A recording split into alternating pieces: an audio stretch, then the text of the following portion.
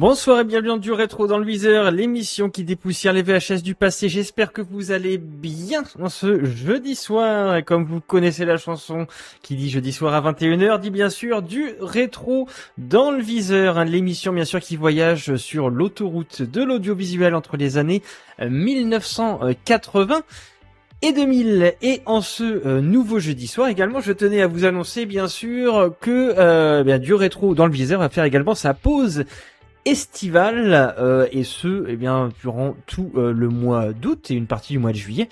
Bien sûr, du rétro dans le viseur reviendra à la rentrée pour encore plus de contenu et de surprises audiovisuelles. Mais nous n'en sommes pas encore là, puisque vous allez bien sûr dans ce nouvel épisode avoir droit à vos catégories fétiches de cette émission, mais également à un petit bonus avec cette émission intitulée Le bonheur est dans le prix de du rétro dans le viseur. Je ne vous en dis pas plus. Nous découvrirons bien sûr tout ça, notamment durant notre première catégorie, en plein dans le mille, avec le programme mystère bien sûr et la couverture de programmes télé, comme nous faisons à chaque fois. J'en profite également bien sûr pour saluer les personnes qui arrivent tranquillement sur le live et bien sûr dans le chat, à commencer également bien sûr par Gros Bain des Bois. J'espère que tu vas bien, toujours un plaisir de t'avoir parmi nous. Bien sûr, je vous parlais également des catégories un petit peu plus tôt, que ce soit en plein dans le mille, mais rassurez-vous, Apis, l'adoré sont bien présents, les musclés également, et ils nous réservent pas mal de bonnes surprises également. Et bonsoir mon Beetle James, good evening sir, j'espère que tu vas bien, des bisous également, un plaisir de t'avoir en ce jeudi soir. Allez, on commence donc par allumer notre petite télévision. Voilà, c'est chose faite. Mais il nous reste également une petite chose à faire, vous ne l'avez pas encore entendu, ce fameux bruit de Magnum. Ce bruit de Magnum, bien sûr, qui va viser en plein dans le mille, et c'est notre première catégorie de la soirée générique. Alors t'as qu'une question à te poser. Je tente ma chance.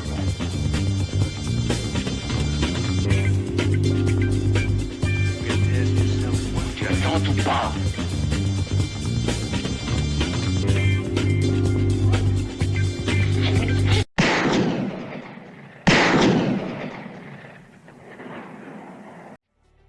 Ça y est, on sent encore la fumée de la balle qui est partie.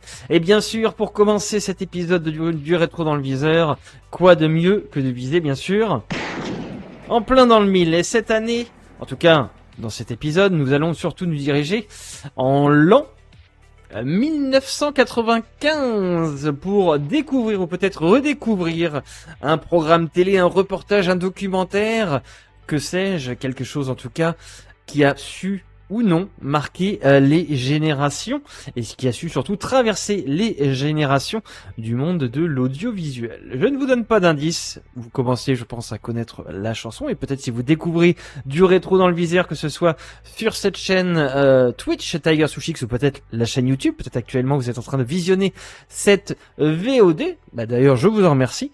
Et je vous invite, comme d'habitude, également à revisionner tous les épisodes de Du Rétro dans le viseur, bien sûr, si vous êtes férus et férueuse de l'audiovisuel et de tout type de programme TV et de VHS en tout genre. Voilà un petit peu pour le programme. Donc, nous avons bien sûr l'année 1995, nous n'avons pas encore le programme devant les yeux, mais ça ne saurait tarder.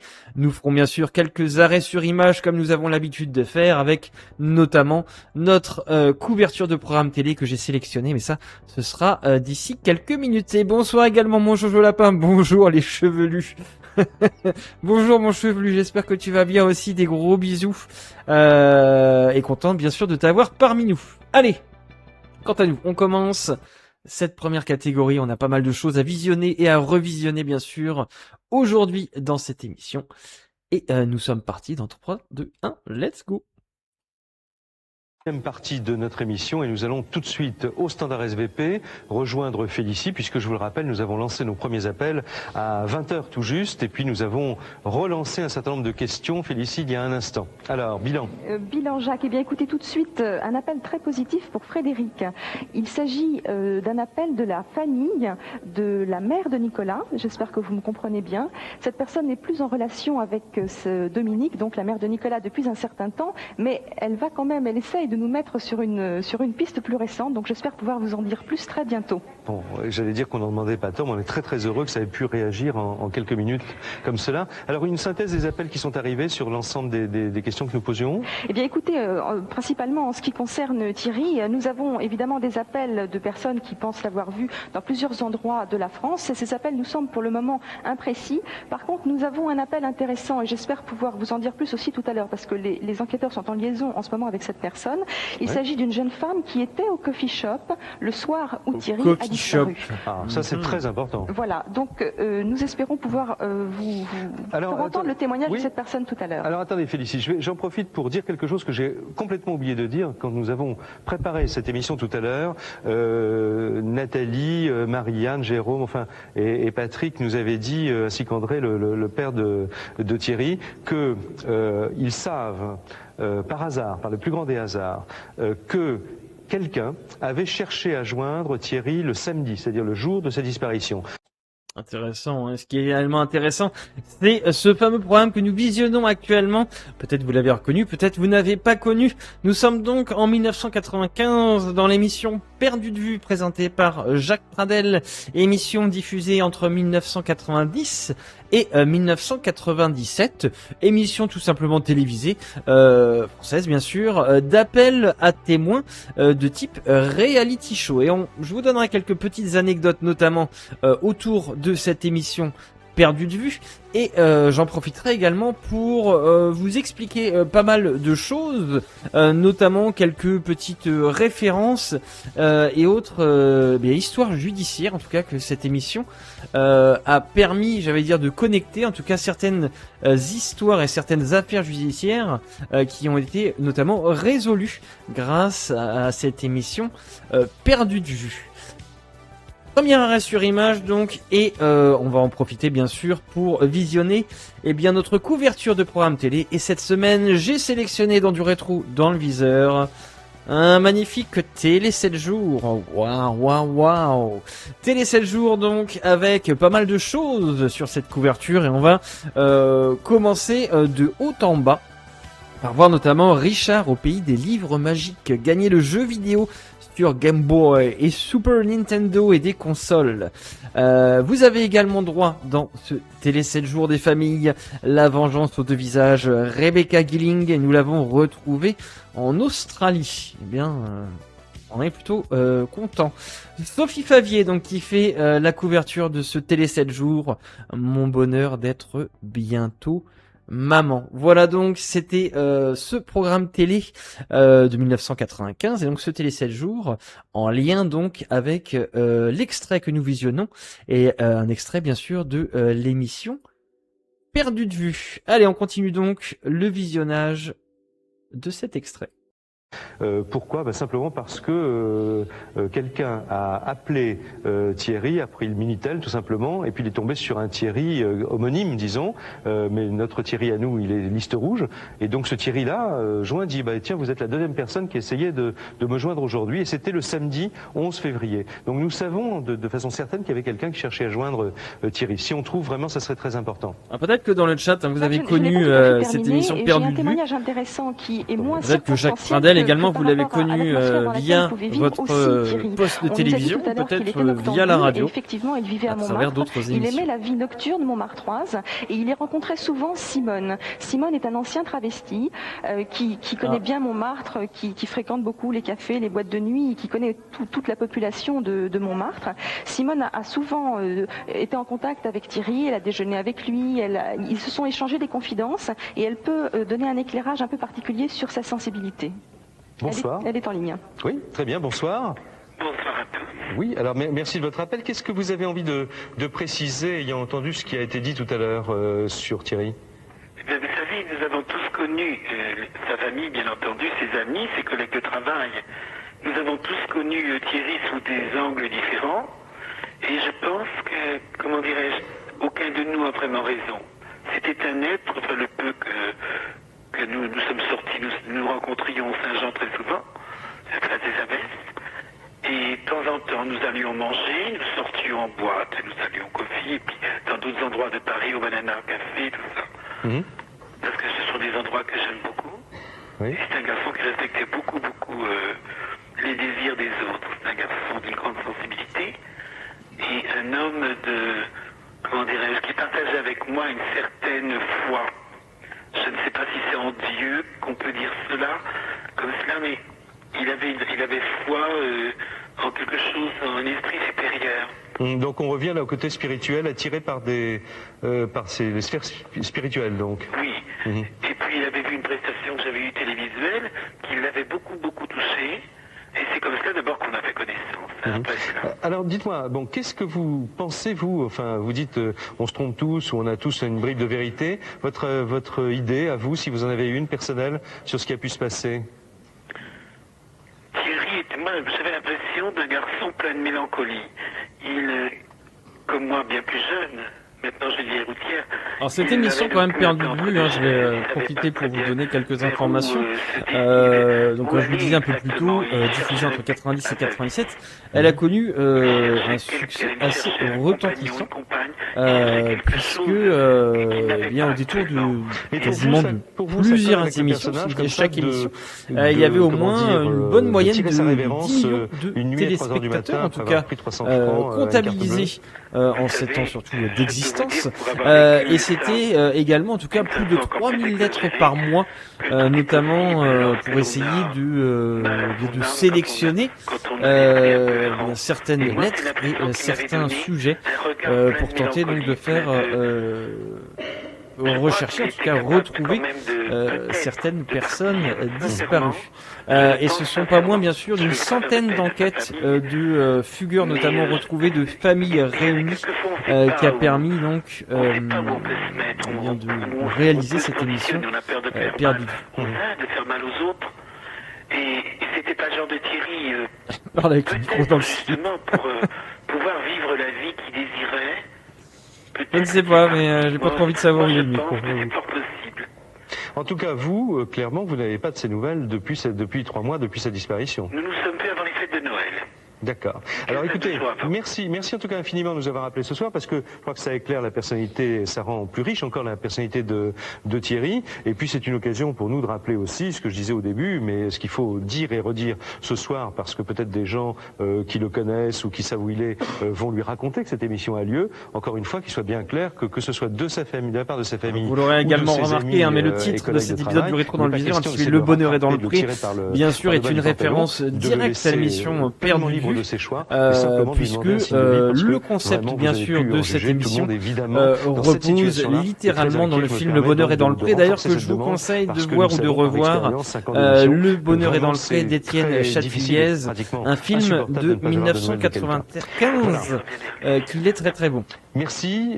Félicie, encore des pistes à nous signaler? Ah, écoutez Jacques, vous m'en demandez trop là pour l'instant, parce que super. nos enquêteurs sont toujours en ligne avec le Merci, témoignage Jacques. dont je vous parlais tout à l'heure. Très bien. Alors écoutez, on se retrouve d'ici à peu près un quart d'heure, 20 minutes, ou un petit peu plus, ou quand vous voulez. D'ailleurs, à tout moment, vous savez que vous pouvez décider d'intervenir sur l'antenne. Tout de suite, donc, notre séquence suivante. Et là, on va voir comment nous allons pouvoir aider concrètement une femme qui se trouve dans vraiment une situation étrange.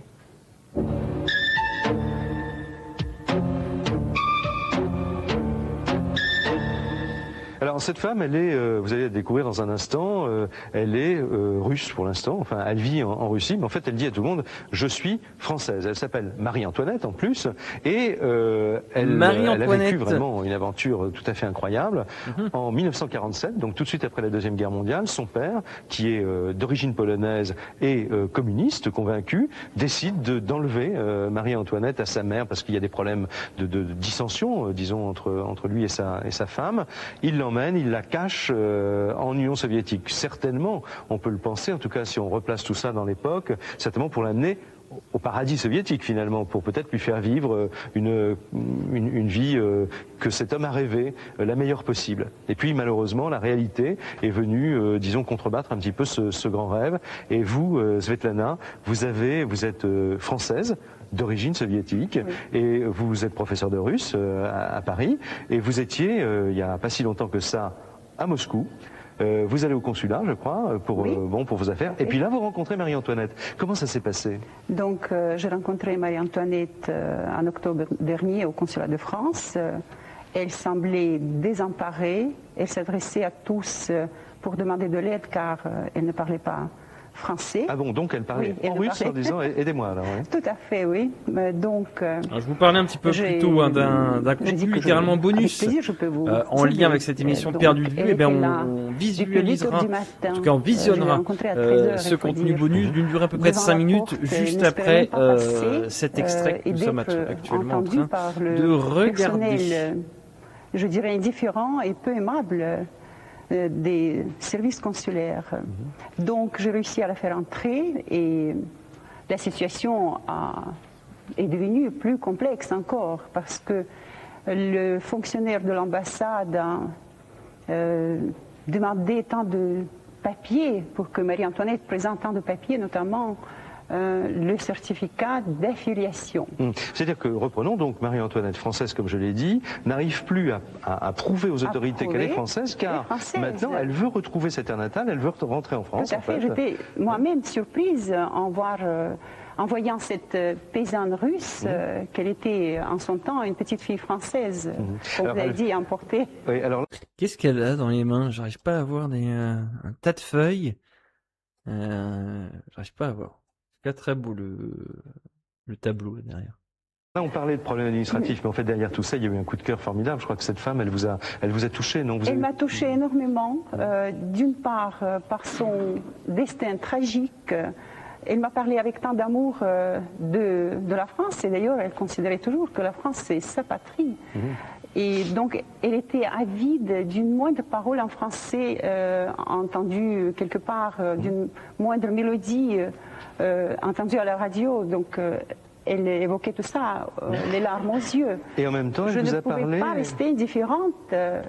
En même temps, je sais, en tant que il y a une chose également qui est intéressante en lien avec cette émission de Perdu de vue, c'est que on a l'habitude d'entendre que certaines émissions françaises, notamment dans les années 90, étaient tirées d'émissions américaines. Mais pour le cas, Perdu de vue, lui, est littéralement tiré d'une émission italienne intitulée Chi l'ha visto, qui veut tout simplement dire qui l'a vu en italien, et qui était en tout cas diffusée en Italie chaque semaine.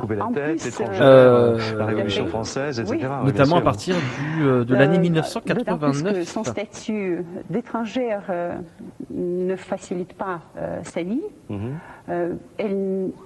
Ça ne lui permet pas d'accéder, par exemple, à l'enseignement supérieur. Donc, elle était obligée d'être travailleur. Elle a travaillé dur dans une usine de briques.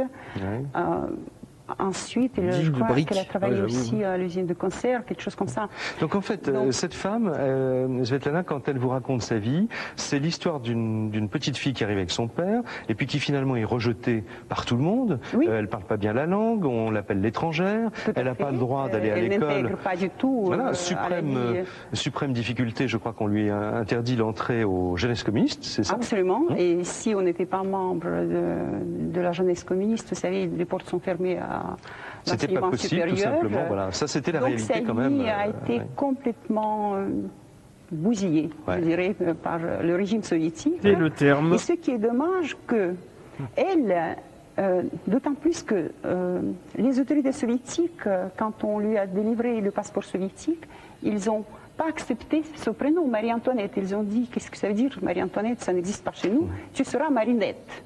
Voilà. Donc même, elle n'avait pas le droit de garder son prénom. C'est tout de même... Et puis on a mis un tampon aussi, elle est sur son passeport soviétique. Elle est française.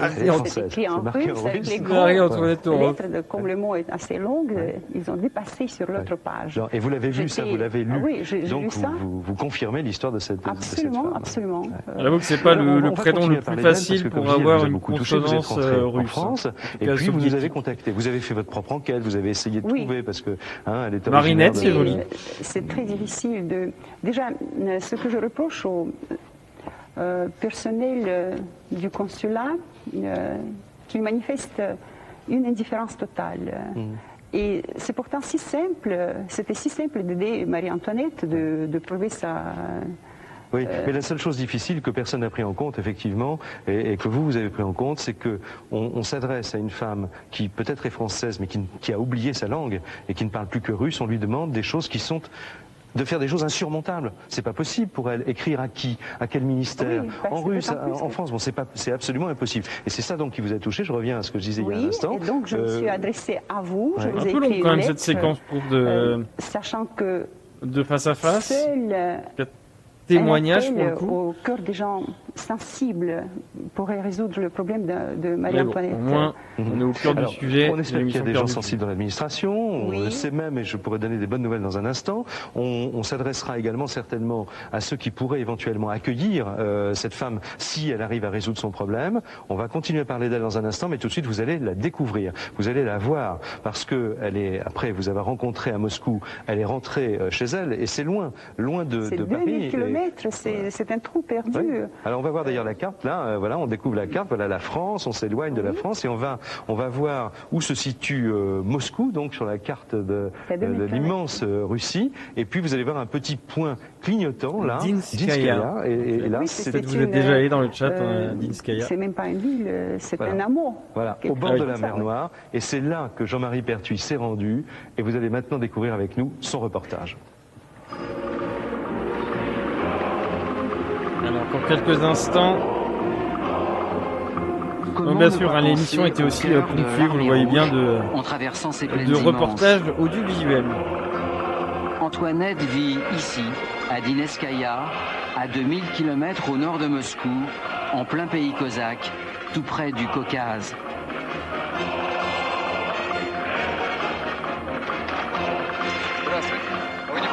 L'adresse de Marie-Antoinette semble ne pas être connue. Sur ses conseils, il faut demander Marinette ou la Française. Et puis une petite maison bleue près d'un étang avec 2 babouchkas, 2 grands-mères qui m'attendent à la porte.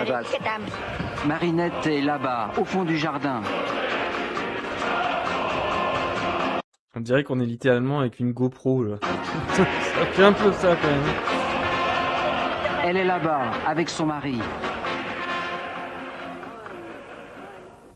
Marinette? Ой, это вы, Жан-Мари.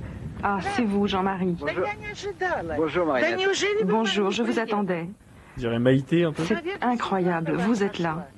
Сколько Donc, я страдала. Svetlana a réussi à vous joindre à Paris. Неужели? J'ai tellement souffert, vous Я savez. не могу вам Cela fait передать. des années que Но j'attends. я очень хочу на родину. Je ne sais Я pas хочу comment vous remercier d'être là. Je veux revenir Я dans ma вас patrie. прошу. Je Я вас veux очень retrouver ma nationalité française. сердцем прошу, помогите мне. Toute sa famille, son mari Michael, ses 2 garçons et ses 2 belles-filles, tous veulent qu'elle réalise son rêve. Et puis si elle venait à douter, à se décourager, il suffirait qu'elle appelle ses 2 derniers petits-enfants. Incroyable. L'un se prénomme Nastia Moscou Бросай, бросай, подальше бросай. Париж. Вот так. et voici Jeannette Paris. Жанетта, Париж, бросай. Жан-Мари, посмотри. Et c'était donc eh bien une partie de l'émission perdue de vue. On était donc en 1995 sur TF1 avec notamment donc Jacques Pradel à la présentation. Je vais vous parler un petit peu plus tôt également donc d'anecdotes et une notamment très importante puisque je vais vous citer un court extrait d'une affaire j'allais dire tristement célèbre et tristement connue, notamment l'affaire des disparus de Lyon. Et c'est en cette année 1995 qu'une lettre adressée donc à l'animateur Jacques Pradel par Pierre Maunoir, donc le fondateur de l'association de défense des handicapés de Lyon, ADHY, rouvre et donc va permettre la résolution d'une affaire criminelle, je vous disais un petit peu plus tôt, tristement célèbre. Et donc grâce à cette émission bien perdue de vue, il sera donc découvert que 15 ans plus tôt, 7 jeunes filles donc handicapées de Lyon ont vraisemblablement été enlevées puis assassinées donc par un chauffeur de car tristement lui aussi célèbre, et bien ce chauffeur de car donc nommé Émile Louis. Oui, je m'appelle Émile Louis Joly. Malheureusement, désolé, mais j'avoue c'est un petit peu ça. On prend pas des bois. Et voilà. C'est exactement ça, mais en tout cas voilà, comme quoi l'émission Perdue de vue a aussi permis bien sûr, comme je vous disais un peu plus tôt, de réunir des familles, de retrouver des personnes et de mettre de la lumière donc sur également pas mal d'affaires criminelles, même si à la même période, Jacques Pradel présentait également une autre émission qui est devenue également assez célèbre et plutôt regardée en France, l'émission Témoin numéro 1. D'ailleurs, émission que l'on redécouvrira dans un autre, en tout cas un prochain, du rétro dans le viseur. Je vous parlais également d'un petit contenu bonus.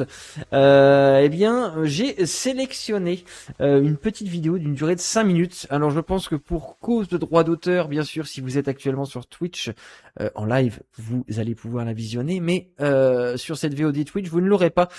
C'est pourquoi, bien sûr, je vous mettrai le lien dans la description de la vidéo YouTube, en tout cas de la VOD YouTube, pour que vous y ayez accès. Je vais donc lancer ce petit contenu bonus et je vous ferai un petit arrêt sur image pour vous expliquer de quoi il en retourne si vous n'avez pas connu. Allez, nous sommes donc repartis, nous sommes toujours en plein dans le mille et let's go.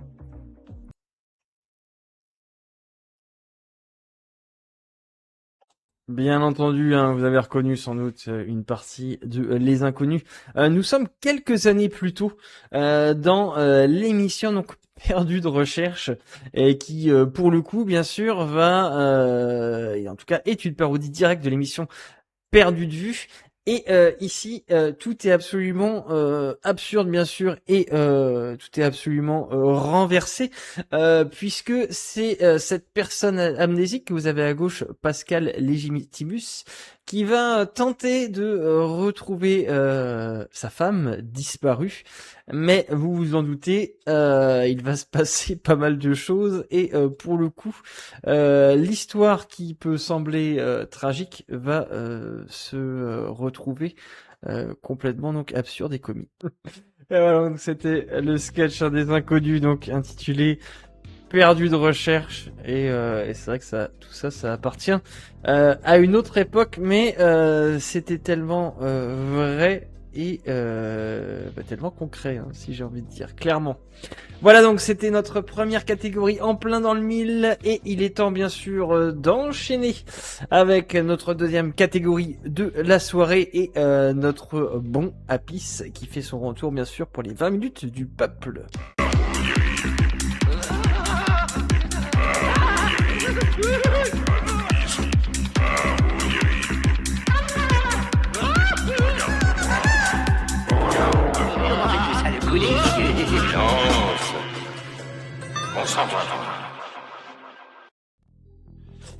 Les 20 minutes du peuple donc qui reviennent en ce dernier épisode du rétro dans le viseur, donc avant notre pause estivale. Où es-tu mon bon Apis? Je ne te vois point. Par Osiris et par Apis, regarde-moi bien. Par Osiris et par Apis bien sûr. Nous te regardons et tu vas donc nous emmener en l'an 2000, l'an 2000 tout rond. Ah, on s'en rappelle de l'an 2000, en tout cas si, comme moi, vous l'avez connu.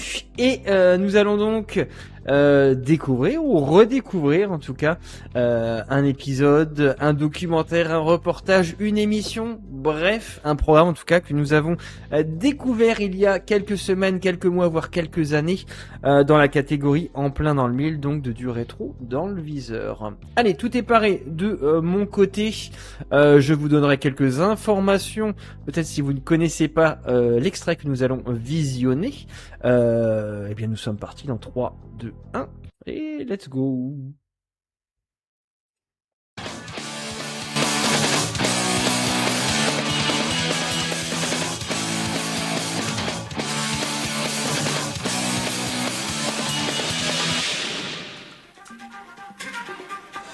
Bonjour, bienvenue en Haute-Savoie. Nous sommes dans le domaine des Portes du Soleil, au Jet, très exactement pour la Coupe du Monde de VTT avec 2 épreuves au programme, de la descente et du dual slalom. Autant dire qu'au niveau spectacle, ça va donner un maximum, d'autant que bien sûr, les meilleurs champions ont fait le déplacement.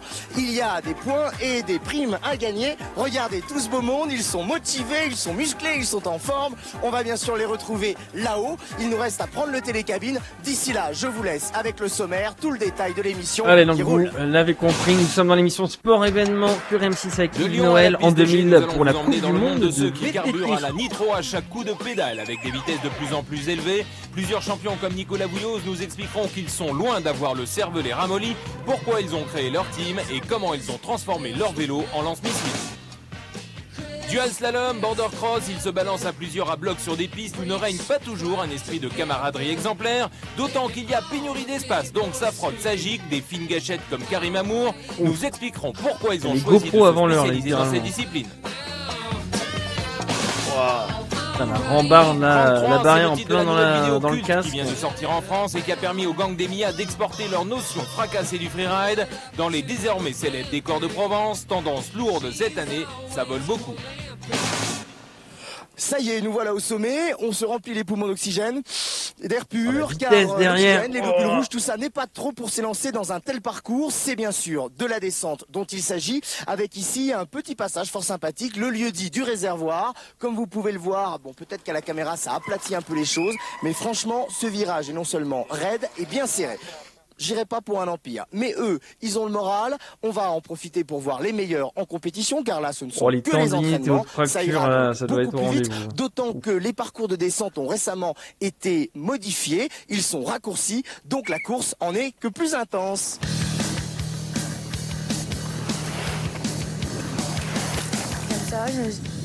J'adore ces sensations de vitesse et j'aime ça. Moi ça me plaît quoi d'aller vite, vraiment je prends du plaisir sur le vélo. C'est vrai que ça doit être je fais pas de mal ici, hein.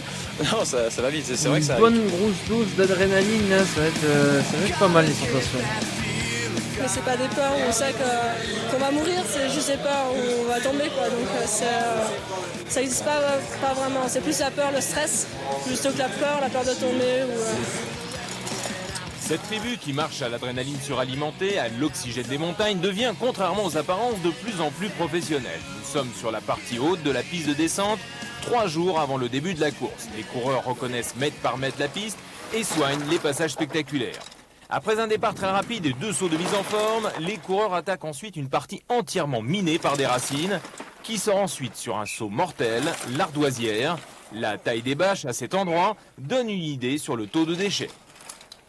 Ensuite, à nouveau des racines avec sans doute un des passages clés de la course, des bosses boursouflées de racines. Cyril Lagnon, lui, l'a fait plusieurs fois à pied et en reparle avec son entraîneur. Là, tu laisses tout à l'heure au passage, tu laisses 3 secondes là. Sur un circuit aussi rapide qu'ici. Ils sont durs prévoyants. Non, tu rattrapes plus après. C'est ensuite la sortie de la forêt dans un enchaînement de virages relevés qui ridiculise n'importe quel grand 8. Encore plusieurs sauts qu'il faut apprendre et à nouveau un gros coup d'accélérateur. Oh la vache. C'est très bosselé quoi, donc c'est dur quoi. Physiquement ça va passer dans l'âge et tout, donc c'est pas mal comme notre émission Un Sport Événement. Ils avaient vraiment des bonnes appellations, là, des bons titres. Il faut repérer endroit difficulté par difficulté. Les premières estimations parlent d'une course d'une durée de 3 minutes au lieu de 6. Ça aussi, c'est une évolution attendue. C'est un peu un essai ici au Jet. Si c'est concluant, c'est vrai que ce format va être appliqué aux prochaines Coupes du Monde et ça peut devenir un standard pour l'avenir. C'est clair que de se rapprocher des temps des descentes de ski alpin ne peut être qu'un avantage pour le public et pour la télévision. Maintenant, chez les coureurs, il va falloir s'adapter. Ouais, c'est sans doute mieux pour la télévision, mais pour le sport, je ne sais pas. Moi, je les préfère plus longues. Et il ne devrait pas y avoir trop de conséquences. Par contre, c'est quand même la Coupe du Monde de VTT, mais il n'y a pas foule. Pour sauter encore plus haut et plus loin. Tout ça pour les spectateurs, quoi, pour aller, pour que ça soit de plus en plus beau et que le monde s'intéresse à la descente, quoi. L'industrie du VTT a calmé sa croissance, les ventes ont atteint un plateau et certains en ont profité pour monter leur propre team. Christian Taillefer l'a créé en début de saison. C'est vrai que pour moi c'est un petit peu nouveau, c'est beaucoup de choses à la fois, mais bon, j'arrive un petit peu sur la fin de la carrière entre guillemets, donc bon, comme je voulais pas faire pâtissier ni maçon ni bûcheron, et que bon, le vélo j'ai toujours été là depuis tout petit, et que c'est un truc qui me plaît énormément, j'ai dit j'y vais, je sais pas où je vais mais j'y vais quoi, donc j'ai créé ma marque cette année, ma première équipe, et puis bon, c'est parti. Avec un budget d'1,5 million pour 6 coureurs, Christian se formate des journées énormes, les teams gigantesques des grosses marques, c'est déjà de la préhistoire. Le coureur américain John Tomac a été le premier à quitter des salaires très cadre sup et le confort d'un gros team pour monter son équipe et sa marque de vélo. Aujourd'hui, même s'il ne se fait plus fleurir sur les podiums, côté business, il ne le rate pas. Ouais, c'est toujours un challenge difficile et malheureusement ça influence les résultats en compétition. Il est très dur de se concentrer sur le business, sur l'équipe, de la marque et essayer en même temps de courir. C'est un vrai challenge. Le Français Nicolas Bouilloz, 24 ans, a le palmarès le plus impressionnant de la planète VTT. 8 fois champion du monde et il était on ne peut plus entouré dans sa précédente équipe. Mais à l'image d'un Prost, il s'est toujours impliqué dans la mise au point de ses vélos et pendant l'hiver avec son père, ils ont fait le grand saut en créant son team. Les peintures sont à peine sèches qu'il attaque la saison sur l'Avalanche Cup de Lyon par une victoire. Le vélo attire les regards, il y a de quoi. Il y a tout ce système de chaîne là, qui est un petit peu nouveau et révolutionnaire puisque la chaîne passe par le point de pivot. Donc ça nous a permis d'avoir un point de pivot beaucoup plus haut qu'à l'accoutumée et sans tension de chaîne. Donc pour l'instant ça a l'air de vraiment bien marcher. Le team collabore avec Olivier Bossard, l'ancien ingénieur de Nicolas qui a monté lui aussi sa structure et lui a pondu des amortisseurs qui font des envieux. On vous fait grâce du système inversé à 4 voies, mais il y a 20 cm de débattement. C'est quelqu'un de très exigeant. Il faut vraiment, il faut travailler quoi. Il faut travailler. Mais normalement, on arrive avec ça en collaboration, on arrive à avoir de bons résultats. Donc. Tout a été travaillé et fait sur mesure, un système révolutionnaire de changement de vitesse, air comprimé, le guidon, la potence, la selle, les pneus, rien n'a été laissé au hasard. Ouais, sacré projet qui a pris vie pour le coup. Dis-moi, ça c'est comme un avion, c'est la boîte noire. Presque, c'est vrai que je dirais l'ingénieur de piste, à chaque descente peut voir vraiment comment j'ai roulé, comment était le vélo et c'est un petit peu le plus de notre équipe quoi. Donc là on voit des capteurs sur la fourche et on mesure vraiment le débattement du vélo, les amplitudes. Le vélo de descente est de plus en plus un sport mécanique. Et surtout, ce qui nous apporte énormément, en fait, c'est de savoir réellement ce qui se passe, ce que ressent le pilote et de pouvoir avancer et de peaufiner les réglages. Ça, c'est la fréquence cardiaque ou c'est les suspensions? Non, pas de fréquence cardiaque. Non, c'est le fonctionnement, en fait, c'est le bilan de santé. Alors, la dernière du vélo Coupe du Monde de VTT, qui a été organisée en 2026, de 2,5 millions c'était la n'est pas encore 36e édition de cette Coupe du Monde. Et haute qualité de produit, c'est toujours difficile et il faut des fois faire des elle n'a pas encore été. On peut pas miser que sur l'argent. On peut pas non plus miser que sur la qualité du produit. Elle est datée entre le 1er mai et le 4 octobre 2026. Et 14 étapes sont au programme dans 9 pays d'Europe, Amérique du Nord et d'Asie. Ok. Et pour Michael Pascal, le vice-champion du monde, il est chez B1 dans un team hollandais et il ne s'occupe de rien, juste de pédaler. C'est un petit peu les gens qui viennent me chercher quand même. D'accord, donc on a plusieurs dates pour donc différents endroits. Entre la Corée du Sud, on a Loudanviel, Péragude en France. Très bien. Et maintenant, action avec une nouvelle séance d'entraînement chronométrée. Cette fois-ci, ça passe par l'Italie, la Suisse et la Haute-Savoie. Ce sont les dernières destinations françaises entre le 21 et 23 août 2026. Les trajectoires sont déjà 2026. Contrairement aux apparences sur une descente courte et rapide, des écarts de plusieurs centimètres peuvent se payer très cher. Il n'y a vraiment personne. Il n'y a vraiment personne en l'an 2000. Cette Coupe du Monde.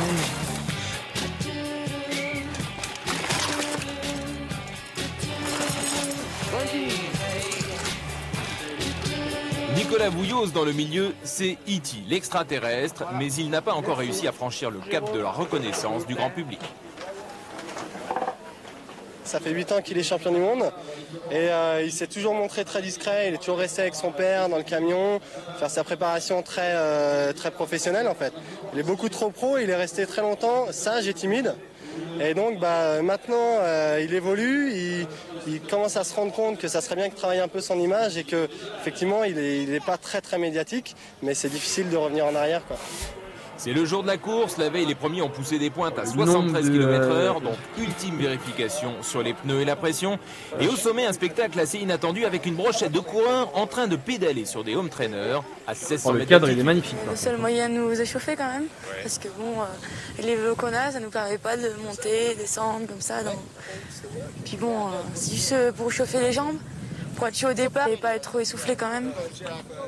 Anne-Caroline Chausson, elle a 24 ans, 7 fois championne du monde, un lourd passé en bicross et surtout un talent et un style qui font rougir les hommes qu'elle bat régulièrement.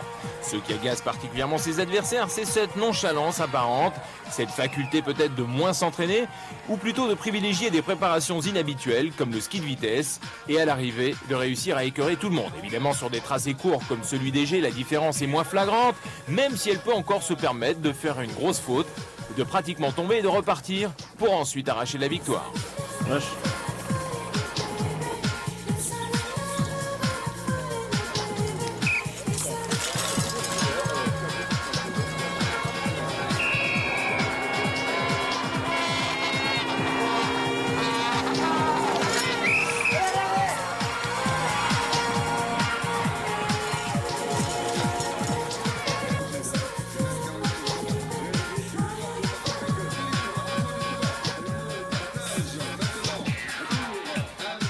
Disons que je m'entraîne pas comme tout le monde, quoi. Faire du ski pour eux c'est pas l'entraînement, pour moi ça rentre dans mon entraînement. C'est vrai que j'essaye de me relaxer l'esprit, de penser à autre chose. Et puis je m'entraîne juste avant la saison en fait. Puis ça marche pas trop mal. Bon Christian, toi tu as gagné cette descente, tu sais ce qu'il faut pour gagner, c'est de plus en plus rapide, qu'est-ce qu'il va falloir vraiment pour faire la victoire là? C'est vrai qu'aucun coureur est habitué à rouler au sec, au G surtout. Et la piste est vraiment très sèche, très poussiéreuse. Et puis bon, c'est très rapide, ils ont ouvert un petit peu les cours par rapport aux années précédentes. Et c'est un circuit qui est vraiment très spectaculaire, très court, donc on n'a qu'à voir les temps maintenant, on tourne autour de 3 minutes. La course va être d'un très haut niveau. Tous les costauds sont aux avant-postes, de Steve Pitt à Michael Pascal. Les écarts sont très réduits et David Vasquez ne va devancer Nicolas Vouilloz que de quelques dixièmes. Nous allons d'ailleurs suivre la course du Français et de l'Espagnol en parallèle. Dès le départ, alors que beaucoup de coureurs prennent des options acrobatiques, sautent, dérapent, Nicolas en particulier colle au terrain, fluide, avec des trajectoires très précises. L'Espagnol sur les relances est peut-être un petit peu plus dynamique. Ce qui est frappant, c'est de voir les trajectoires très similaires des deux champions, excepté le choix de David qui saute sur la route. Ensuite, sur le bas du parcours, l'Espagnol semble un petit peu plus rapide et également plus tendu dans le choix de ses lignes.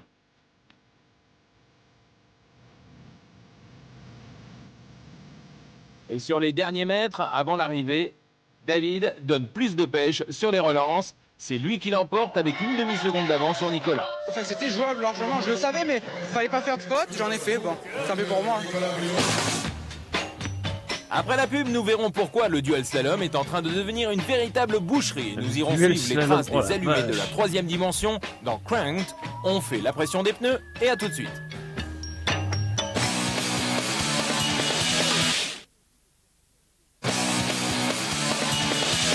Même si la discipline existe depuis un petit moment déjà, le dual slalom a aujourd'hui bien le vent en poupe.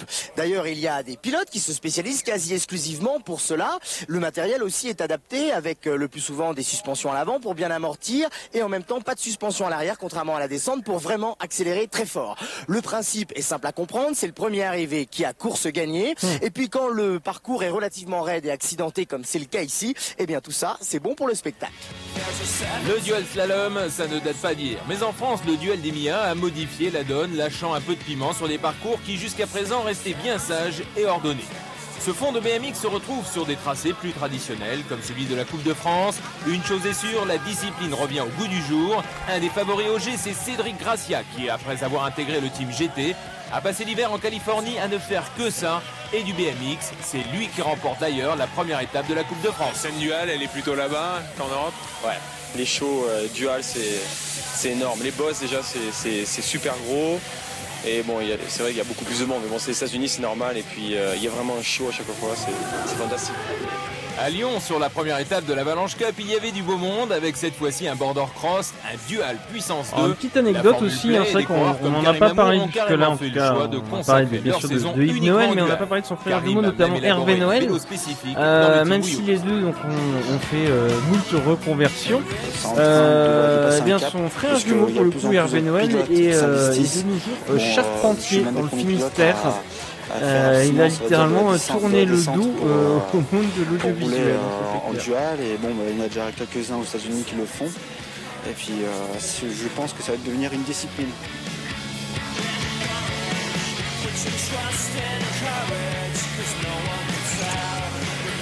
C'est un peu le fun, c'est les pédaliers de BMX sur les vélos, ça rapproche beaucoup le BMX. La grille de départ c'est le BMX, les bosses c'est le BMX, c'est beaucoup le BMX avec des sauts et des virages.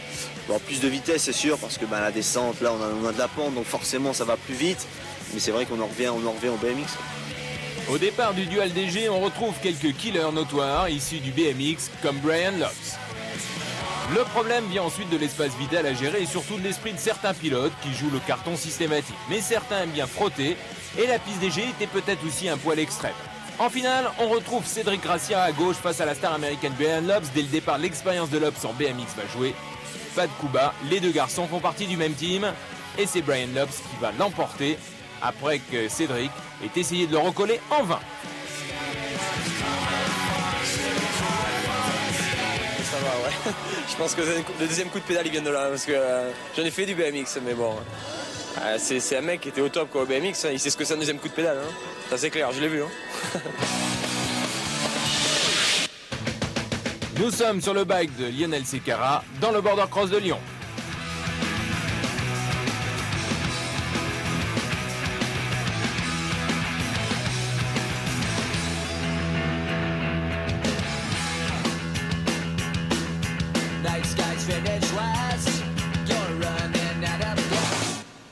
Dans Sport Événement, comme ici en l'occurrence, on vous parle souvent d'événements très professionnels avec des coureurs de haut niveau. Mais il y a aussi des événements pour Hervé qui a joué dans le Miel Abeilles. Alors c'est Hervé Noël qui jouait, comme ce mondial du qui a VTT, joué notamment dans le Miel Abeilles. C'est la deuxième année, en dernier c'était 1200 et c'est une formule qui a beaucoup de succès. succès. Production, oui, premier baiser parce que aussi. la première année, donc on a fait 1200 par temps.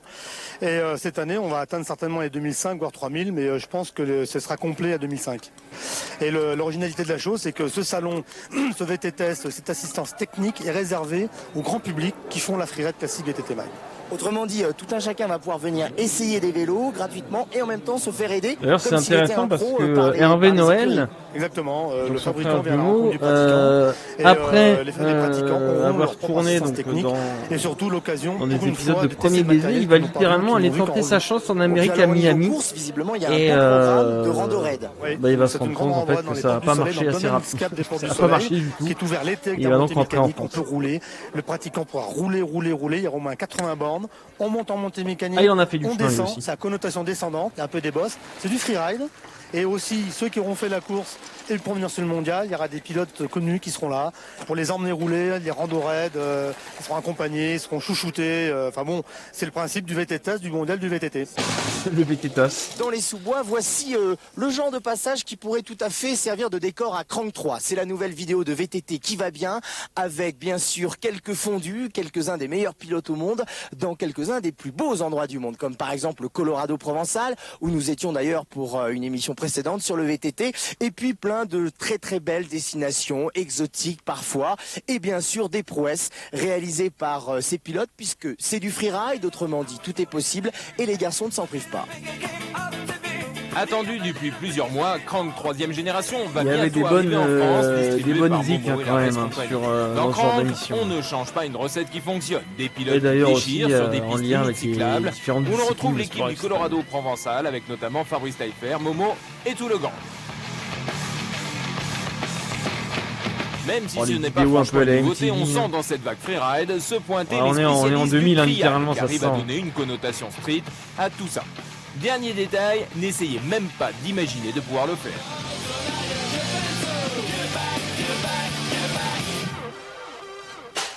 Une des séquences leur a d'ailleurs valu pas mal de soucis avec les voisins qui avaient alerté la police, se demandant ce que c'étaient ces cafards géants qui faisaient tous raffut.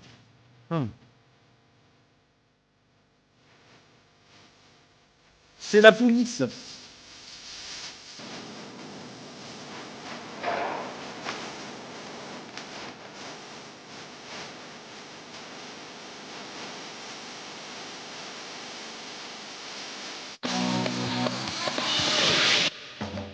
Côté revue de presse, revenons sur ceux qui ont lâché la bombe Ciotti sur le dopage dans Vélo Vert, comme l'analyse très justement Didier Coste. Ce n'est pas tant le dopage qui est gênant, c'est le scandale qu'il fait. Une chose est claire, le courage ne paye pas, Jérôme a été flingué dans tous les sens. Plutôt que de se servir de l'occasion pour faire le ménage, Vélo Tout-Terrain estime que Jérôme vient d'ouvrir une brèche et relève qu'une porte s'est ouverte à la Fédé de se bouger pour faire cesser l'hypocrisie. Même son de cloche dans VTT Mag qui rappelle que les millions de passionnés qui roulent à la chlorophylle restent l'essence même du VTT. Au championnat du monde de VTT qui se sont déroulés il y a 10 jours en Sierra Nevada, Anne-Caroline Chausson réalise le doublé descente dual slalom, mais Nicolas Vouilloz n'est que 8e, c'est Miles Rockwell qui s'empare du tout. Lisa Andersen, la grande star américaine du surf, plusieurs fois championne du monde, était le week-end.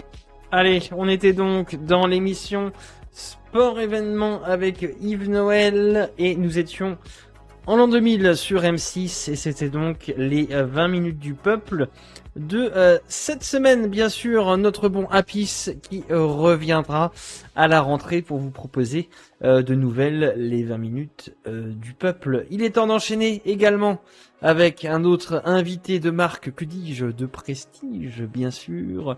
C'est notre bonne vieille denrée et sa capsule temporelle générique. Marc et Sophie.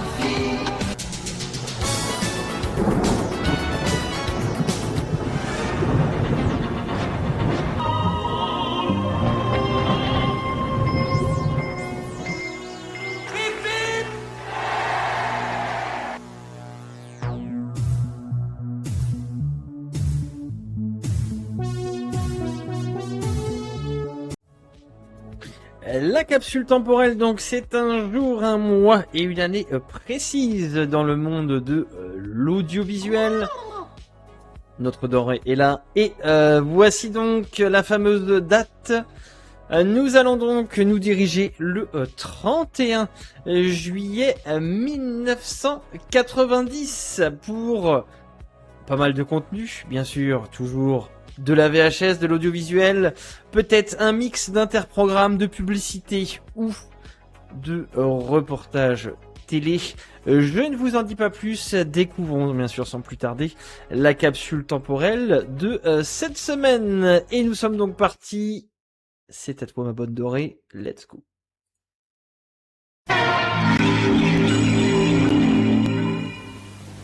Vous rêvez d'un robot dans votre cuisine?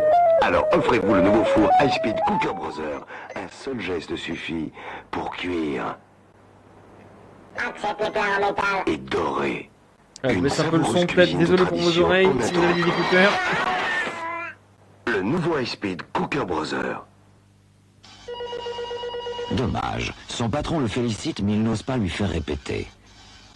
Dommage, elle veut dîner avec lui, mais il n'a pas compris l'heure du rendez-vous. Il rit de bon cœur, mais elle n'a pas compris la fin de l'histoire. Comme des millions d'hommes et de femmes, elle entend, mais ne comprend pas tout. Aujourd'hui, elle peut compter sur l'expérience du conseiller Revelson, un spécialiste qui lui présente des solutions nouvelles et discrètes qui font appel aux technologies de pointe. Vous aussi, demandez au conseiller Revelson de vous initier à un nouveau confort d'écoute. Pour en savoir plus, appelez le 05 33 32 31.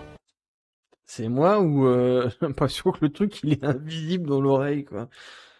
Vous recevrez une documentation gratuite qui vous montrera comment les conseils des spécialistes Revelson ont déjà rendu Par contre, on voit pas l'appareil. Des milliers de gens qui avaient un problème d'audition. Revelson conseil 05 33 32 31. Ça sent le scam. Allez, on est donc sur la 5, hein, vous l'avez vu, le 31 juillet 1990. À 20h30, un mort à zéro. Des supporters insupportables font de l'enquête de Szymanski en vrai loto sportif. À 22h20, la loi de Los Angeles. Dans la jungle des procédures, la 5 loi de Los avocats ne Angeles. reviennent jamais bredouilles. À 23h15, Nomade. Mano Dayak, prince des Touaregs, pratique le nomadisme à l'échelle planétaire. Ce soir, 20h30 sur les lieux du crime, un mort à zéro. 22h20, la loi de Los Angeles. 23h15, Nomade. Et bien sûr, les dernières infos à minuit pile.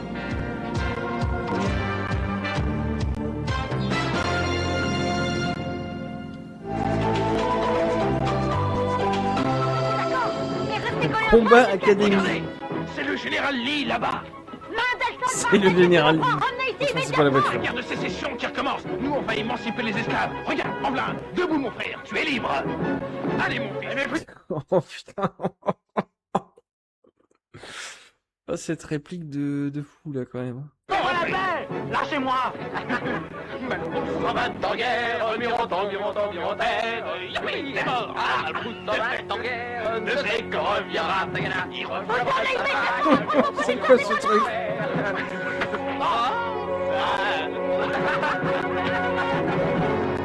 Allez, à l'attaque, on va les avoir! Allez, restez groupés! Oh, la typo quand même du film Combat Academy, quoi. Elle est vraiment dégueulasse. Hein. Oh, putain. En jaune sur fond noir comme ça, le truc il a été fait en 2-2, quoi. Hey, tout à terre! Vite, couchez-vous!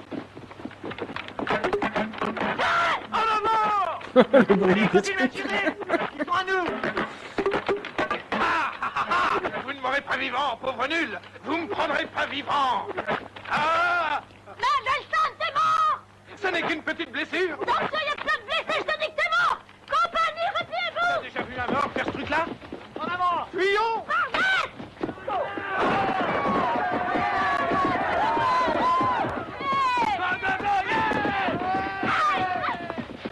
Il y a vraiment un côté Ça va aller. Police Academy. Ah oui, d'accord. Ah, c'est complètement assumé. Je vais vous montrer l'affiche juste après. T'es mort, t'entends? Kevin, elle a mal, faut qu'on s'occupe d'elle. Hé, je viens de te donner un ordre, alors obéis! Ah ouais. Va te faire foutre! Et tu vas lui foutre la paix? Tu vas du coup t'en mêles pas! Je m'en mêle! D'accord, comme tu voudras, mais tu vas le regretter. Ça te coûtera 50 points de pénalité. Super, encore 50 et j'aurai le toaster gratuit. Allez, fais-moi 50 points. Pousse-toi, Mendelssohn! Tu vas te Par contre, l'extrait il est vachement long. Hein. Allez. Ça? Ah. Monsieur, bonjour, vous l'avez vécu en direct sur la 5 tout à l'heure, mais pour tous ceux d'entre vous qui prennent l'antenne à l'instant, je vous rappelle que Noah s'est qualifié lors de l'Open d'Australie, Catherine Pic. Avec Findus. 1h49 pour s'imposer. Score sans appel en 3-7. Noah liquéfié Bernforce 6-3, 7-5, 6-2. Ah ouais. Le deuxième set fut le plus difficile pour le Français. Bernforce alignant quelques beaux passings. Ou encore Lauban le Français, une arme curieuse face à l'athlétique Noah, qui finalement va s'adjuger la manche 7-5. Ah oui, je comprends mieux le lien entre Combat Academy et Police Academy, je vous montrerai Le tout à l'heure. troisième set est une formalité. Noah l'emporte 6-2. Il ne s'était pas qualifié pour une demi-finale du Grand Chelem depuis 1983. Littéralement année une de des sa personnes victoire qui a à bossé Roland-Garros. sur Police Academy a littéralement créé Combat Academy juste après. Je savais pas ça. Journée d'action dans les banques aujourd'hui, une manifestation à l'appel de tous les syndicats. Les salariés réclament le maintien des effectifs, l'amélioration des conditions de travail, un salaire d'embauche à 6 500 francs et une prime de 1 500 francs. C'est à la BNP que l'action a commencé. La grève dure depuis 7 semaines. Des négociations ont eu lieu entre direction et syndicats, mais les grévistes ne sont pas d'accord avec les propositions de la direction qui portent notamment sur une augmentation du salaire de 127 francs. C'est dans le sud-est de la France que la grève est la plus importante. À Marseille, le siège de la direction de la BNP est occupé depuis ce matin par 200 personnes. On savait déjà le maire de La Ciotat, hostile au rachat des chantiers navals par la Lexmar. Mais hier, il a frappé un grand coup. Jean-Pierre Lafont a annoncé avoir acheté la totalité des bâtiments implantés sur le site des chantiers. Jean-Marc Morandini, qui était en voix off du journal de que la le maire 5. a payé cash. En Une 90. acquisition faite au nom de la ville et financée par un emprunt. La Lexmar se trouve donc sans locaux, sans permis de construire et sans outillage. Dès lors, il sera difficile pour la société de relancer la construction navale. C'est désormais une bataille juridique qui s'engage.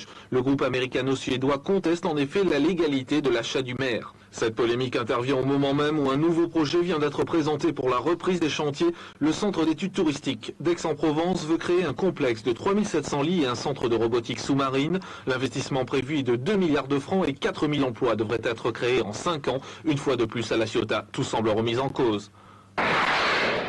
Grande inquiétude pour la retraite à 60 ans. On en est aujourd'hui à se demander qui va payer la retraite complémentaire. Claude Évin, le ministre de la Santé, lui affirme que les régimes complémentaires peuvent assurer seuls le coût de la retraite. C'est ce qu'il écrit au président de la Caisse nationale. Okay. Depuis 1982, chacun peut toucher une retraite à taux plein à condition d'avoir cotisé pendant 37 ans et demi et reçoivent une pension de la sécurité sociale et de leur caisse de retraite complémentaire. Il était prévu donc que l'État prenne le relais, mais aujourd'hui les partenaires sociaux ne veulent pas céder et devant l'afflux de demandeurs, ils s'aperçoivent que leurs caisses sont vides. C'est décidément et finalement à cela que tous les problèmes reviennent inlassablement. Qui va payer? Qui va payer les retraités si on n'augmente pas les cotisations des salariés? Car c'est clair, l'État, lui, ne mettra plus d'argent dans la retraite complémentaire, voilà. explique François. Le nerf de la guerre aussi dans la mise au point de la voiture propre, celle qui ne pollue pas. Là, le gouvernement paiera, raconte Libération, avec les industriels. Renault et Peugeot qui s'associent provisoirement. Peugeot et Renault, encore eux, mais dans le collimateur de l'humanité et de Magali Geoffray. Monsieur Lévy, lorsqu'il n'assassine pas les sites, assassine les hommes, écrit-elle. Même combat pour Jacques Calvet. En fait, ces deux-là marchent main dans la main quand il s'agit de faire suer le burnous de leurs employés. Les écologistes du Maine-et-Loire ont gagné la première manche du combat qui les oppose depuis un mois avec les pouvoirs publics. Au centre de la polémique, les travaux d'études de construction du site de stockage de déchets nucléaires du Bourdiré en Anjou. Sur place, c'est immédiatement la stupeur et la crainte de la population. Manifestations, affrontements avec les forces de l'ordre s'enchaînent. Ce matin, le préfet a tranché, les travaux sont suspendus. Reste que la gestion de ces stocks de déchets commence à hanter les esprits. Dans une quinzaine d'années, ce seront plus de 200 000 mètres cubes de déchets nucléaires qu'il faudra enterrer, à moins que les scientifiques trouvent une solution de rechange, mais cela coûtera cher, très cher, plusieurs dizaines de milliards de francs. 8 jours après le meurtre du docteur Péchard à Marseille, l'enquête piétine. Elle vient de se solder par un premier échec. Vendredi, les policiers diffusent les portraits robots de 2 témoins clés de l'affaire. L'un d'eux serait le conducteur de la voiture utilisée par les tueurs. L'autre aurait été aperçu dans le restaurant Le Refuge, là même où dînait le docteur Péchard peu avant le meurtre. Cet homme s'est présenté hier spontanément aux policiers. Il s'était reconnu dans le portrait robot. Il a été mis hors de cause. L'enquête semble aujourd'hui s'orienter vers la vie privée du docteur Péchard. Selon les policiers, il ne faut pas chercher le mobile bien loin. La solution se trouve dans la vie quotidienne de la victime. 4 secondes séparent le leader Didier Auriol du deuxième Carlos Sainz au classement général. Une situation tout à fait inédite au Monte-Carlo à une étape de la fin de course. Le rallye vit au rythme du duel entre le pilote français au volant d'une Lancia et son concurrent espagnol à bord d'une Toyota.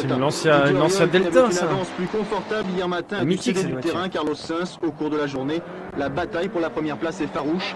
10 épreuves chronométrées restent à courir, dont celle du Turini la nuit prochaine. Le train d'enfer imposé par les 2 hommes de tête n'a pu être imité par les autres concurrents. Hier, 2 champions du monde, Harry Vatanen et Anu Mikola, ont dû quitter l'épreuve prématurément. Avec Marie-Alès, les toutes dernières informations. Oui, Robert Sirou, le ferrailleur de Champs-sur-Drac dans l'Isère, dont le fils David avait été tué d'une balle dans la tête, ça s'était passé le 27 juin de l'année dernière, a fait savoir aujourd'hui que le mineur qui avait été récemment inculpé était son second fils. Je vous rappelle que Robert Sirou avait accusé à l'époque ses voisins, qui étaient les propriétaires du terrain dont il avait été expulsé, d'être à l'origine de cette mort, mais ils avaient été mis hors de cause. Maud, la petite fille qui attendait une greffe des poumons, vient de mourir à l'hôpital de la Timone à Marseille. Solidarité qui s'était manifesté pour elle n'aura donc pas été suffisant. Les organes proposés en effet devaient être ceux d'un autre enfant cliniquement mort et dont le sang et les tissus présentaient les caractéristiques identiques à ceux de la petite fille. Conseil des ministres en Afrique du Sud aujourd'hui, à l'ordre du jour bien sûr, la libération de Mandela, le chef historique de l'ANC, principal mouvement apartheid, anti-apartheid bien sûr. Il devrait être libéré dans les jours qui viennent, a annoncé la radio nationale sud-africaine, peut-être le 2 février pour l'ouverture de la session parlementaire. Le prince Sihanouk, qui n'en est pas à une contradiction ni à une démission près, a annoncé aujourd'hui qu'il abandonnait la tête de la résistance cambodgienne. Il a évoqué pour cela l'hostilité générale internationale et seule la Chine populaire et la Corée le soutiennent, a-t-il déploré.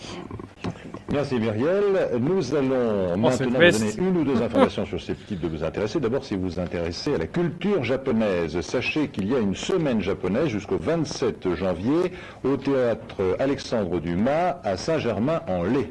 Alors, si vous vous intéressez au bonsaï, aux poupées, à la laque, à la peinture, aux poteries, au théâtre, au concert, semaine japonaise à Saint-Germain-en-Laye.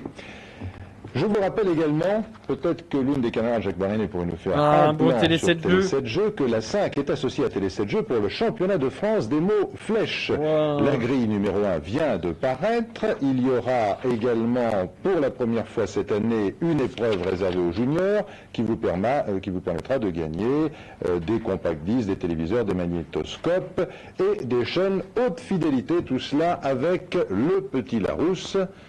Voilà, le petit Larousse qui servira d'arbitre en cas de contestation. La rubrique c'est nouveau maintenant. Regardez Muriel, ça c'est pour aller faire vos courses a priori, vous voyez c'est un petit sac tout à fait normal, mais au miracle on ouvre ce sac, voilà, et il se transforme avec ces petites roulettes qui sont intégrées en caddie. C'est extrêmement pratique pour aller faire vos courses. Muriel, je vous l'offre, vous pourrez nous rapporter des gadgets de la 5 par exemple. Et ce n'est pas fini, c'est encore et c'est toujours nouveau. Voici un récepteur onde courte qui vous permet de capter le monde entier sans oublier la modulation de fréquence et les satellites. C'est le CRF V21 de Sony.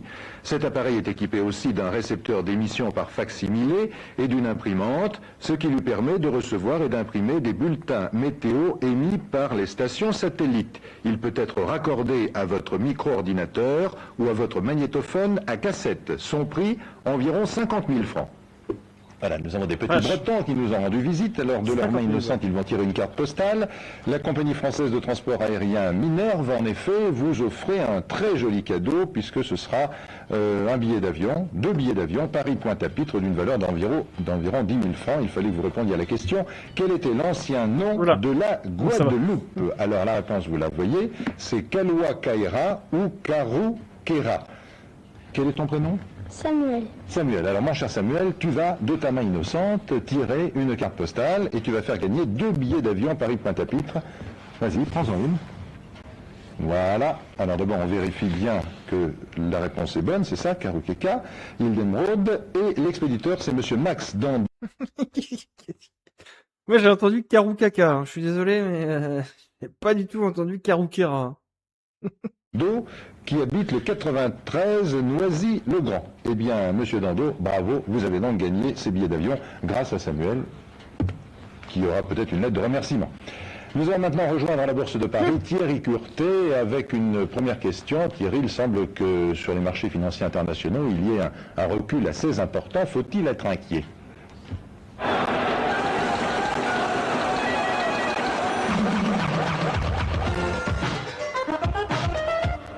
Bonjour Jean-Claude, peut-être inquiet, oui, puisque la bourse de Paris est fortement déprimée ce matin, moins 1,19% à l'ouverture, moins 2,15% maintenant, et pourtant nous sommes le premier jour du mois boursier, c'est en principe un facteur plutôt positif. Cette mauvaise tendance est due à l'orientation nettement baissière du bourse mondiale, Tokyo moins 1,60%, Wall Street plus 0,6%, une toute petite hausse qui ne corrige pas la forte baisse de la veille, moins 2,9%. Cette forte baisse est effectivement inquiétante, elle est due à une émission des bons du Trésor américains. D'habitude, ce sont les Japonais qui achètent ces bons du Trésor, et là, ils n'ont pas acheté. C'est un nouveau problème qui s'ajoute aux fortes tensions internationales, et l'on s'attend à ce que Wall Street décroche dès le début de la séance. À 14h30, côté monnaie, dans cette morosité ambiante, le dollar baisse, lui aussi, 5 francs 73,50, et le Deutsche Mark est stable, c'est bien le seul, à 3 francs 39,95. C'est les voyages dans ce couple, ça conserve, ça. Tous les jours, prenez le temps de la finance. La météo maintenant avec Virginie Ramirez. Le changement climatique, ça conserve aussi.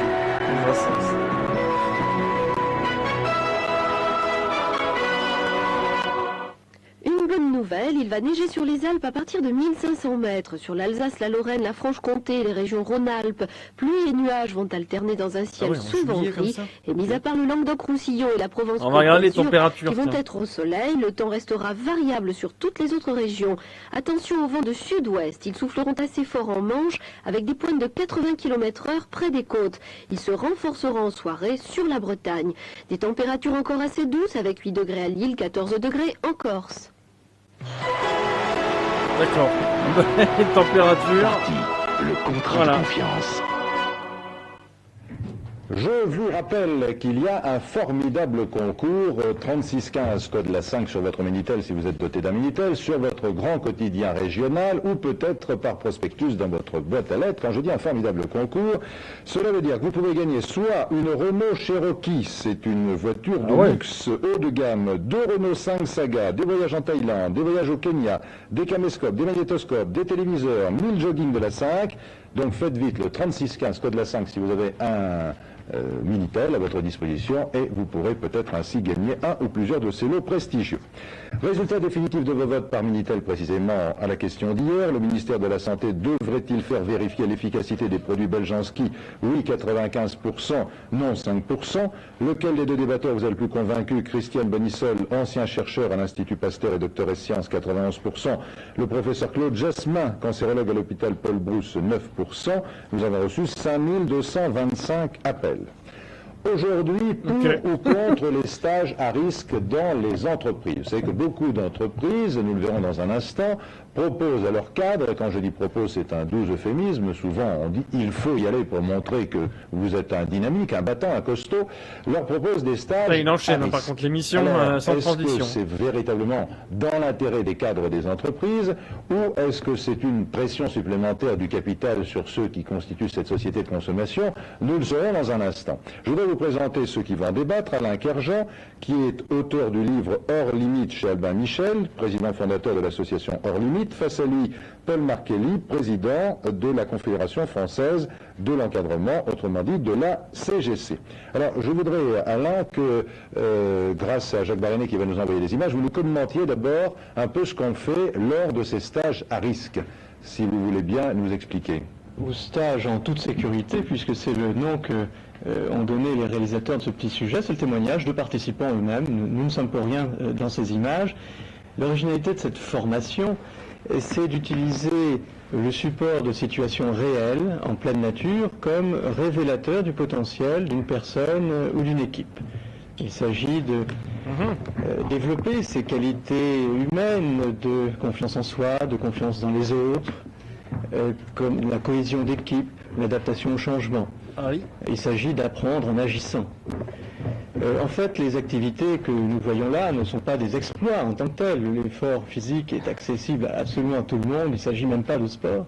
L'effort est beaucoup plus intellectuel et émotionnel.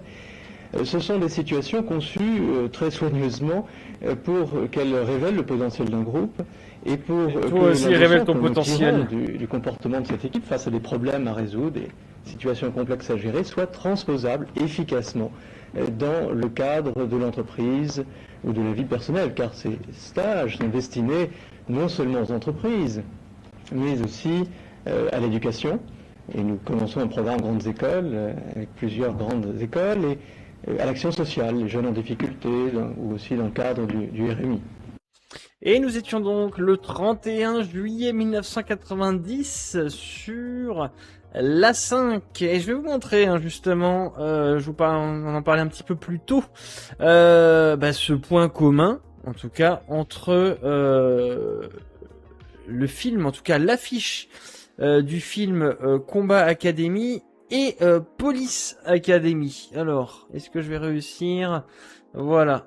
À vous montrer ici, ça c'est l'affiche de Police Academy 5 que j'ai sélectionné déjà, ça vous donne un petit peu une idée. Et est-ce que je vais réussir, hop, juste à vous afficher ce que je souhaite vous afficher, littéralement. Normalement oui. Allez, ça c'était Police Academy 5, et donc voilà l'affiche du film Combat Academy. Ah, effectivement. Je parlais de typo tout à l'heure, mais là, on en est très proche, littéralement.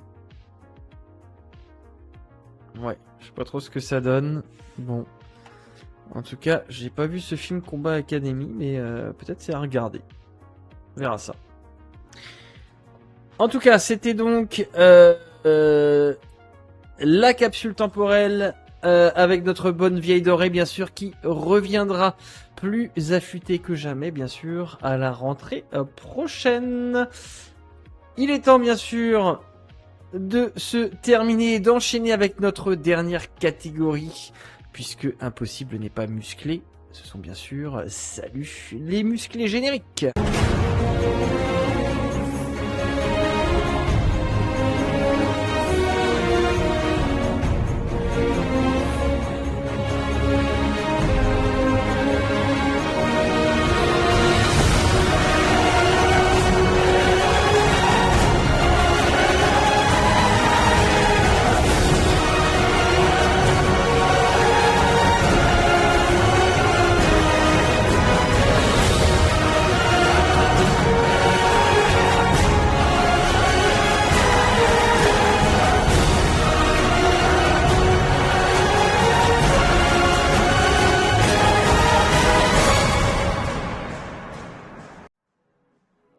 Allez, nous sommes donc partis pour...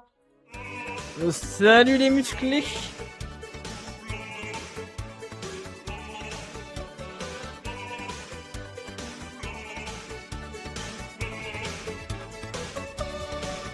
Oh, je m'en lance jamais hein, de ce yololaitou de Eric. C'est l'épisode 108 cette semaine dans du rétro dans le viseur, donc épisode 108 de Salut les musclés, et cet épisode, eh bien, qui s'intitule Olé. Est-ce que ça va être caliente chez les musclés? Peut-être. Attention, nous avons toujours le bouton de censure à portée de main. Et c'est vrai que dans la Salut les musclés, la censure, il en faudrait quasiment toutes les 2 minutes, 3 minutes. Allez, on va être bon joueur, on va dire au moins toutes les 10 minutes. Voilà, grosso modo. L'épisode 108 donc, qui déboule, c'est Salut les musclés bien sûr, et c'est tout de suite maintenant.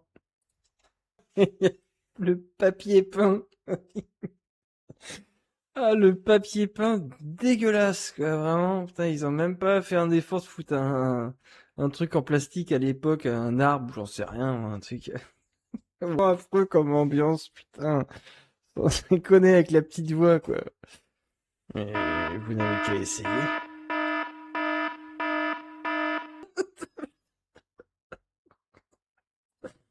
Mais pourquoi toujours plus, putain, pourquoi?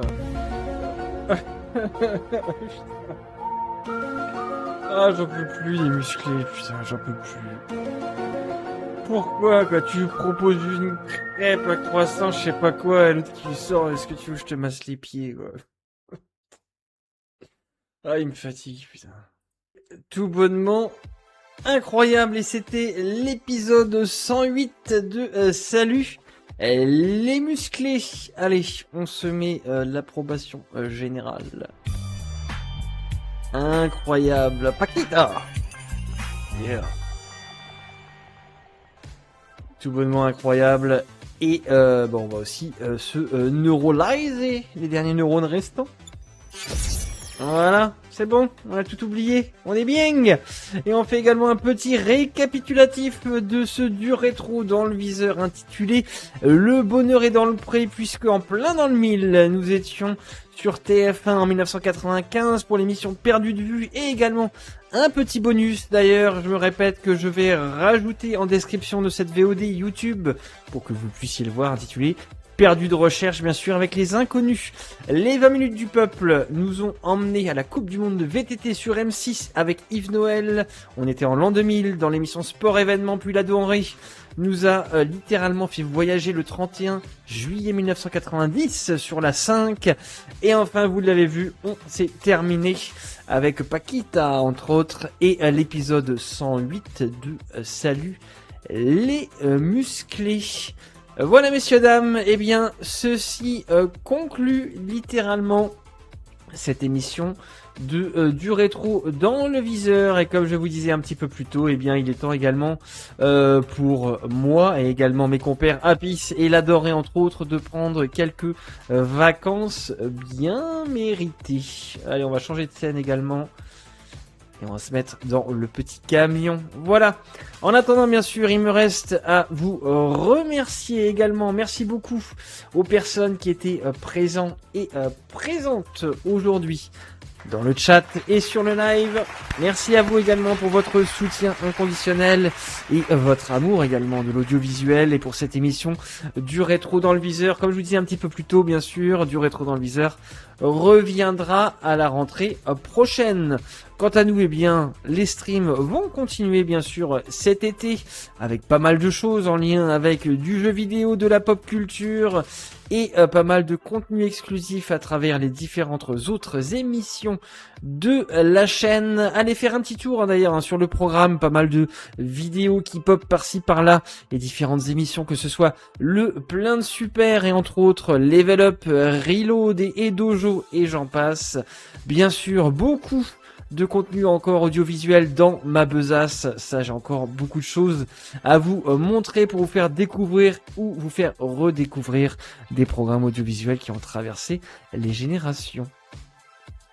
Et merci mon gros bain des bois, merci beaucoup pour ton message, c'est très gentil et comme tu le dis, on aime bien sûr l'audiovisuel, ça c'est sûr, partagez bien sûr le message et encore une fois, il est toujours très important de découvrir ou de redécouvrir des programmes qui ont traversé les générations et des thématiques également en lien avec la télévision, chose qui peut-être malheureusement de nos jours disparaît depuis déjà quelques années. Et reverra-t-on un jour cet amour de l'audiovisuel tel peut-être que vous l'avez, ou peut-être tel que nous l'avons connu il y a 20, 30, 40 ans, que sais-je? Eh bien ça, seul le temps nous le dira, bien sûr. Merci également donc à toi, Gros Bain des Bois, encore une fois pour ce gentil message et également ton soutien à la chaîne, ça fait bien sûr très plaisir.